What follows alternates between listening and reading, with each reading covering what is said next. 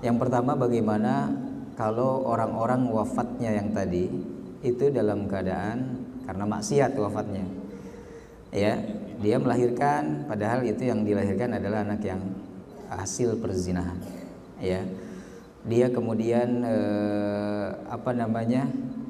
wafat, ya, sakit perut padahal habis mabuk misalnya, ya, minum minuman keras, ya, dan lain sebagainya. Apakah itu nilai mati syahid? Baik, pertama, nilai syahidnya merujuk kepada hadis Rasul, itu nilai syahidnya. Yang kedua, setiap orang wafat itu dinilainya wala tamutunna illa wa antum muslimunnya. Dia masih dalam keadaan muslim, berserah diri. Adapun kemudian dia wafat dengan membawa atau sebelumnya melakukan dosa, ya, sebelumnya melakukan dosa, maka itu selama dia masih dalam keadaan muslim, tidak berbuat kesyirikan, kan, ya, maka innallaha yaghfiru dzunuba jami'a, ya, atau innallaha la yaghfiru an yushraka bihi wa yaghfiru ma duna dzalik. Allah tidak akan mengampuni dosa syirik yang dibawa mati maksudnya, tapi mengampuni dosa selain syirik lima yasha, bagi orang yang Allah kehendaki. Berarti itu hak prerogatif Allah. Saya melihat dari nilai matinya, nilainya dulu, ya, sesuai hadis Rasul. Tapi keputusannya itu hak wewenang Allah, ya. Ini kita nilainya dulu karena kita merujuk hadis Rasul, ya. Karena kita juga nggak pernah bisa mencela di akhir hayat hidup seseorang seperti apa. Kita nggak tahu saat dia sakaratul maut kemudian memang sebelumnya dia bertaubat atau bagaimana, wallahu a'lam, ya. Tapi nilai matinya, ya, kalau kemudian dia mati karena melahirkan tapi itu hasil perbuatan zina, maka kita serahkan dosa itunya kepada Allah Subhanahu wa taala. Tapi nilainya kita husnuzoni dan kita doakan sebagai orang yang nilai syahid. Selama dia wafat dalam keadaan muslim, ya. Artinya dia belum pernah meninggalkan keislamannya, gitu, Pak. Belum pernah meninggalkan keislamannya, ya. Satu itu. Yang kedua, bagaimana non muslim, ya, jelas sudah tereliminir, kan, gitu, ya. Dengan wala tamutunna illa wa antum muslimin. Wa antum muslimin itu sudah otomatis tidak masuk kategori orang yang di luar Islam, ya, orang kafir atau non muslim di luar Islam, ya, sudah nggak masuk walaupun wafatnya dengan begitu, ya, tenggelam ataupun tertimpa reruntuhan dan sebagainya. Ya, dia wafatnya dalam keadaan syirik, ya, tetap bukan syahid, ya. Mungkin mati sangit, ya, bisa. Panggilan, baik. Apakah kita, ya, panggilan itu jadi doa, ya, sebagaimana nama. Tentu kita memanggil dengan panggilan yang baik. Boleh memanggil dengan Al-Karim sebagai sebuah doa, ya, bahwa anak, apalagi kalau nama anaknya Karim, ya. Kita namaikan ada anak Abdul Karim, ya, hamba dari Allah yang maha mulia, kan, gitu. Al-Karim itu nama Allah. Kita panggil Karim, gitu, ya. Al-Karim, ya, karena memang doa, nggak masalah, ya. Sebagaimana Rasulullah tetap memanggil istri-istrinya itu, Aisyah dipanggil Humairah, karena sebuah doa sekaligus memang kenyataannya, gitu. Tapi istri-istri Rasul tahu kalau Rasul lagi marah manggilnya nama. Sebab di Arab itu manggil nama suami ke istri biasa, Pak. Di kita aja kan nggak biasa, di timur tuh nggak biasa, ya. Di timur kan nggak biasa. Ibu, ya, di di tempat perbelanjaan pas ke kasir, gitu, ya, tiba-tiba ibu uang dompet kurang ataupun dompet nggak kebawa, langsung ibu teriak, Asep, gitu, kan. Kata kasir, siapa, Pak? Supir ibu. Enggak, suami saya tuh. Enggak. Ya kan nggak manggil Asep, pasti manggilnya papa, ayah, bapak, abi, kan begitu, ya. Dipanggil Asep, gitu, ya. Siapa, Pak? Siapa, Bu? Supirnya? Enggak, suami saya tuh. Oh, gitu.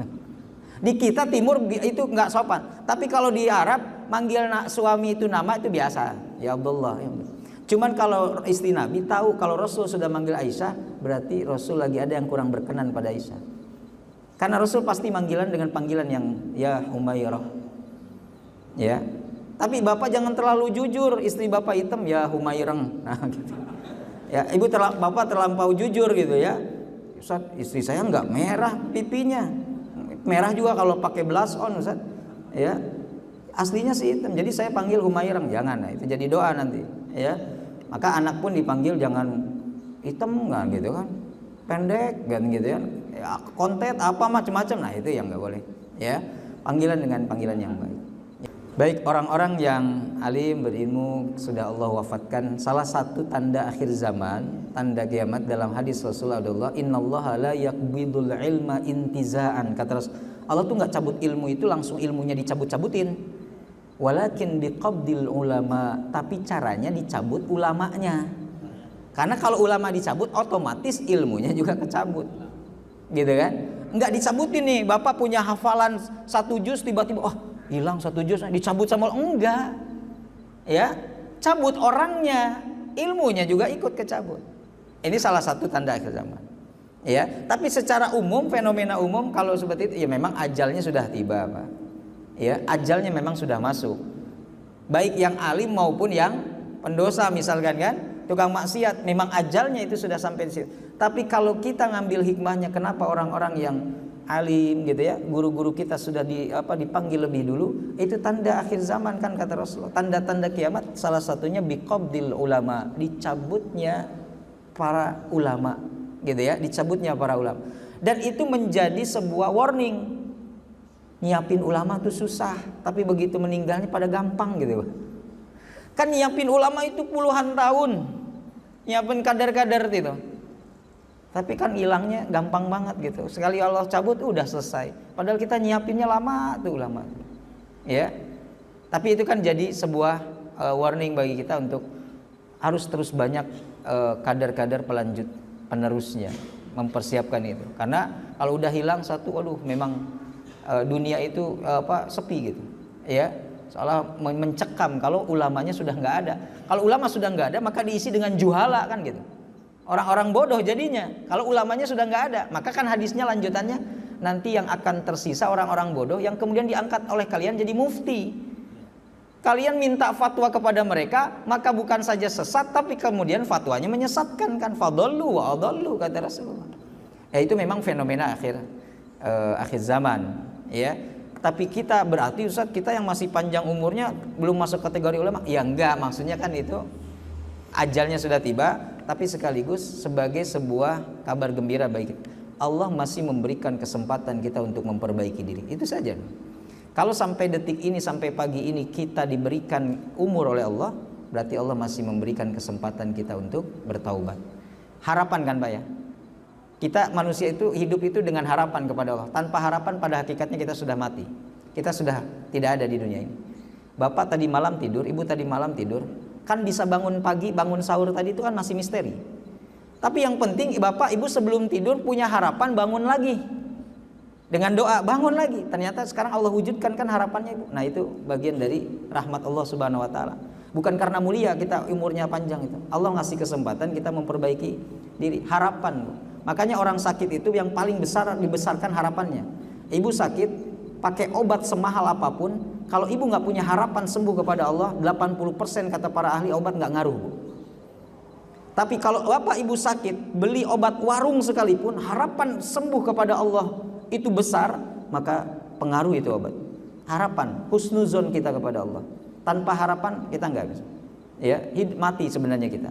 Kenapa kita masih bisa hidup? Karena harapan besar kepada Allah. Dan yang terakhir, ya.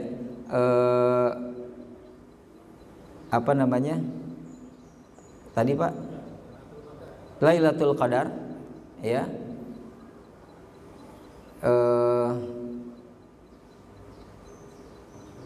Apakah orang yang berbuat baik di malam itu menghidupkan malamnya dengan kebaikan setara berarti dengan pastinya ya lebih baik dari 1000 bulan. Nah gimana kalau orang yang berbuat maksiat di malam itu?